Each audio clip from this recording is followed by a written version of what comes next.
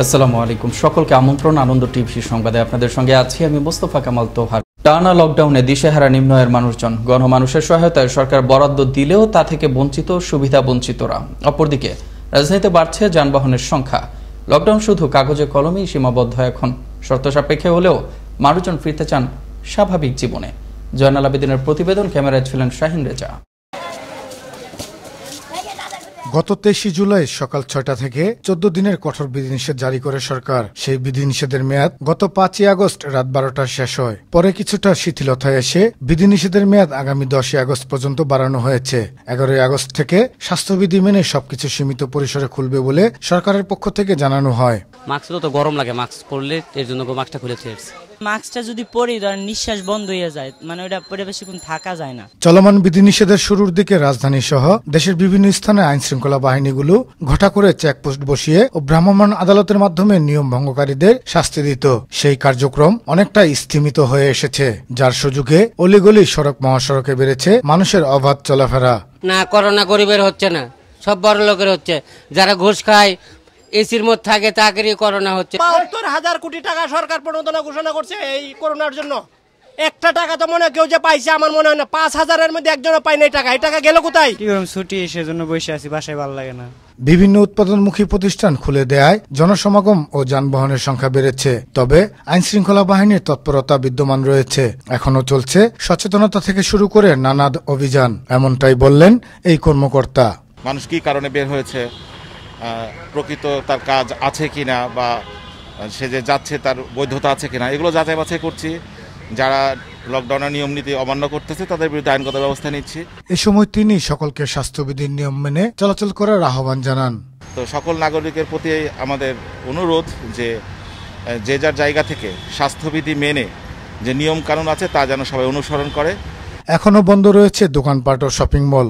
জরুরি প্রয়োজন ছাড়া মানুষের বাইরে বের হওয়ার উপর নিষেধাজ্ঞা বহাল আছে। তারপরও অনেকটাই অধৈর্য হয়ে মানুষ বের হচ্ছে।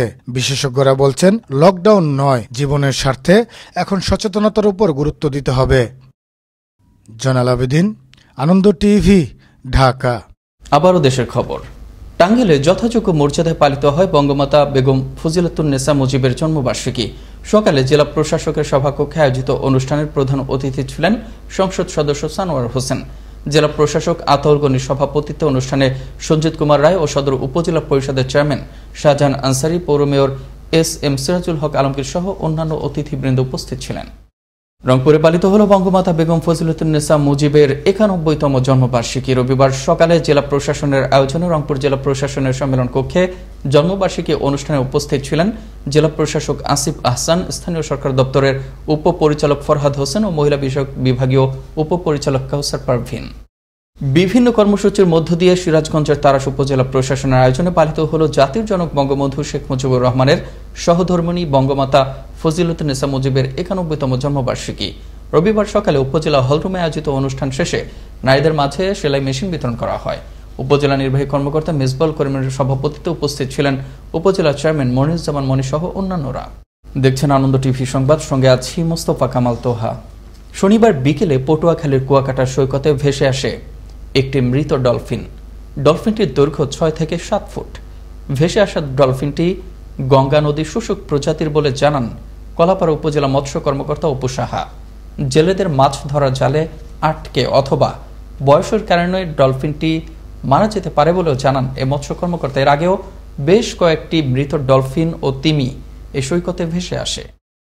মানিকগঞ্জের সরকারি ও বেসরকারিভাবে বঙ্গমাতার জন্মদিন পালনে নেওয়া হয় নানাবিধ প্রস্তুতি। মানিকগঞ্জ জেলা তথ্য অফিসের উদ্যোগে জেলা কার্যালয়ে আয়োজন করা হয় দোয়া ও মিলাদ মাহফিল। দুপুর 12টায় জেলা তথ্য অফিসের কার্যালয়ে এ দোয়া ও মিলাদ মাহফিল অনুষ্ঠিত হয়। এ সময় জেলা তথ্য কর্মকর্তা মোহাম্মদ নূর হোসেনের সভাপতিত্বে উপস্থিত ছিলেন মানিকগঞ্জ জেলা প্রশাসক মোহাম্মদ আব্দুল লতিফ।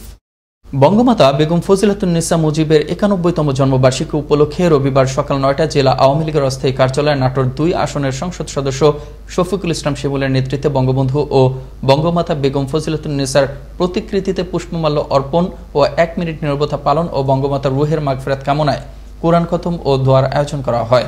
এ সময় জেলা প্রশাসক শামীম আহমেদ সহ মহিলা বিষয়ক অধিদপ্তরের কর্মকর্তাগণ উপস্থিত ছিলেন। গোপন সংবাদের ভিত্তিতে গেল রাতে টাঙ্গাইলের কালীহাতির কেন্দ্রীয় ঈদগাহ মাঠ এলাকায় অভিযান চালিয়ে 19 গ্রাম হেরোইন সহ 3 মাদক ব্যবসায়ীকে আটক করে র্যাব। আটক মাদক ব্যবসায়ীদেরকে মাদক দ্রব্য নিয়ন্ত্রণ আইনে মামলা দিয়ে কালিহাতী থানায় হস্তান্তর করা হয়। রবিবার দুপুরে এক প্রেস বিজ্ঞপ্তিতে তথ্য নিশ্চিত করেন র্যাব 12 CPC 3 এর কোম্পানি কমান্ডার এরশাদুর রহমান। জামালপুরে গৃহহীনদের জন্য বরাদ্দকৃত সরকারের কোটি টাকা ব্যয়ে নির্মিত ঘরে থাকছে না গৃহহীন কোনো পরিবার।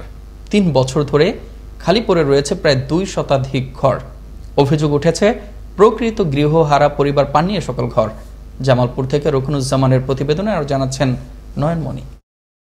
2018 সালে জামালপুর সদরের লক্ষ্মীরচর, শরীফপুর ও রশিদপুর ইউনিয়নে 2017-18 অর্থ বছরের ভূমি মন্ত্রণালয়ের অর্থায়নে গুচ্ছগ্রাম প্রকল্পের দ্বিতীয় পর্যায়ে 3টি ইউনিয়নে প্রায় 2 শতাধিক ঘর নির্মাণ করেন জামালপুর উপজেলা প্রশাসন। এসব ঘর বরাদ্দের জন্য সংশ্লিষ্ট ইউনিয়ন ভূমি অফিসের মাধ্যমে সুবিধাভোগী নির্ধারণ করেন সদর সহকারী কমিশনার ভূমি কর্মকর্তা। অভিযোগ রয়েছে বেশিরভাগ ঘরগুলো তুলনামূলক ধনী লোকদের মাঝে অর্থের বিনিময়ে প্রদান করেন তারা, যার কারণে ঘর হস্তান্তরের পর থেকেই শুধু দখলে রেখে যার বাড়িতে চলে যান সবাই। অভিযোগ রয়েছে ঘরগুলো বসবাস উপযোগী না করেই হস্তান্তরের। বরাদ্দকৃত এসব ঘরে যে কয়টি পরিবার রয়েছে তাদেরও অভিযোগের শেষ নেই।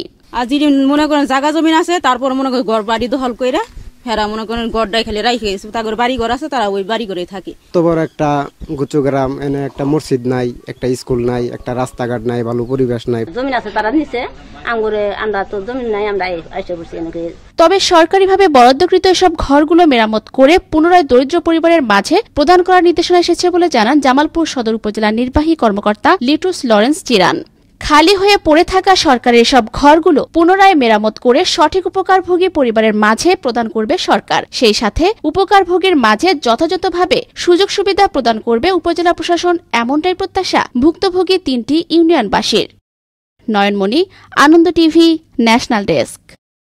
নানান কর্মসূচির মধ্য দিয়ে ফরিদপুরে বঙ্গমাতা ফজিলাতুন্নেসা মুজিবের 91তম জন্মবার্ষিকী পালিত হচ্ছে। দিবসটি উপলক্ষে সকাল 8টায় শহরের আম্বিকা ময়দানে তার প্রতিকৃতিতে ফরিদপুর সদর আসনের এমপি ইঞ্জিনিয়ার খন্দকার মোশাররফ হোসেনের পক্ষে পুষ্পমাল্য অর্পণ করা হয়। এ সময় উপস্থিত ছিলেন ফরিদপুর জেলা প্রশাসক অতুল সরকার ও পুলিশ সুপার আলিমুজ্জামান সহ আওয়ামী লীগের বিভিন্ন পর্যায়ের নেতৃবৃন্দ। গেল 17 জুলাই কক্সবাজারের পেকুয়ার নিজামুদ্দিন নামের এক ব্যক্তি বিকাশের দোকান থেকে 57,000 টাকা বাড়িতে পাঠানোর সময় ভুল করে খুলনার এক ব্যক্তির মোবাইলে পাঠিয়ে দেন। এ ঘটনায় পেকুয়া থানায় অভিযোগ করা হলে মাঠে নামে পুলিশ। গেল রাতে পেকুয়া থানার উপপরিদর্শক নাজমুল হোসেনের নেতৃত্বে পুলিশের বিশেষ অভিযান ওই টাকাগুলো উদ্ধার করে নিজামুদ্দিনকে ফিরিয়ে দেওয়া হয়।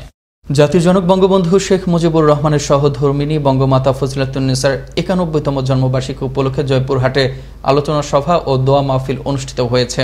রবিবার সকালে জেলা আওয়ামী লীগের আয়োজনে দলীয় কার্যালয়ে এ সভা অনুষ্ঠিত হয়। সভায় জেলা আওয়ামী লীগের সভাপতি ও জেলা পরিষদের চেয়ারম্যান আরিফুর রহমান রকেট সহ আওয়ামী লীগের বিভিন্ন পর্যায়ের নেতৃবৃন্দ উপস্থিত ছিলেন। পাবনা জাতির জনক বঙ্গবন্ধু শেখ মুজিবুর রহমানের সহধর্মিণী ফজিলাতুন্নেসা মুজিবের জন্মদিনে শ্রদ্ধাঞ্জলি অর্পণ করেন জেলা আওয়ামী লীগের সাধারণ সম্পাদক ও পাবনা 5 আসনের সংসদ সদস্য গোলাম ফারুক প্রিন্স। দিনটি প্রথম প্রহর রাত 12:01 জেলা আওয়ামী লীগ কার্যালয়ে দলের নেতাকর্মীদের সাথে নিয়ে ফজিলাতুন্নেসা মুজিবের প্রতিকৃতিতে শ্রদ্ধাঞ্জলি অর্পণ করা হয়। এ সময় উপস্থিত ছিলেন জেলা আওয়ামী লীগের শ্রম বিষয়ক সম্পাদক সরদার মিঠু আহমেদ সহ অন্যান্যরা। গেল রাতে নোয়াখালীর সেনবাগে ক্রিকেট খেলাকে কেন্দ্র করে 17টি বাড়িতে ভাঙচুর করে লুটপাট চালায় স্থানীয় একদল দুর্বৃত্ত। এ ঘটনায় নারীসহ আহত হন 3 জন। অপ্রীতিকর পরিস্থিতি এড়াতে এলাকায় মোতায়েন করা হয় অতিরিক্ত পুলিশ। অভিযুক্তদের বিরুদ্ধে আইনগত ব্যবস্থা নেওয়া হবে বলে জানান সেনবাগ থানার ভারপ্রাপ্ত কর্মকর্তা আব্দুল বাতেন মৃধা। ফরিদপুরের সদরপুর উপজেলা প্রশাসনের আয়োজনে রবিবার সকালে জাতির জনক বঙ্গবন্ধু শেখ মুজিবুর রহমানের সহধর্মিণী ও বঙ্গমাতা বেগম ফজিলাতুন্নেসা মুজিবের 91তম জন্মবার্ষিকী উদযাপন করা হয়। দিবসটি উপলক্ষে সকালে তার প্রতিকৃতিতে পুষ্পমাল্য অর্পণ করা হয়। পরে উপজেলা সভাকক্ষে উপজেলা নির্বাহী কর্মকর্তা পুরবী গোলদারের সভাপতিত্বে এক আলোচনা সভায় প্রধান অতিথি হিসেবে বক্তব্য রাখেন উপজেলা চেয়ারম্যান কাজী শফিকুর রহমান। খুলনার 13খানায় নিষিদ্ধ ঘোষিত একটি সংগঠনের সেকেন্ড ইন কমান্ড ও তার স্ত্রীর চাঁদাবাজি সহ নানা হয়রানির বিরুদ্ধে সংবাদ সম্মেলন করল উপজেলার 2 নম্বর বারাসাত ইউনিয়নের চেয়ারম্যান KM আলমগীর হোসেন। রবিবার দুপুরে খুলনা প্রেস ক্লাবে সংবাদ সম্মেলন অনুষ্ঠিত হয়। সম্মেলনে ওই সংগঠনের নেতা মাশফিকুল চৌধুরী জয় এবং তার স্ত্রীর বিরুদ্ধে হত্যার হুমকি সহ নানা ভয়ভীতির অভিযোগ তুলে ধরা হয়। টাকা না পালে তার স্ত্রী মেম্বার সেই প্রকল্পের জন্য বিভিন্ন সময় টাকা চাবে, বিভিন্ন সময় আমার কাছে হয়রানিভাবে টাকা পাবে।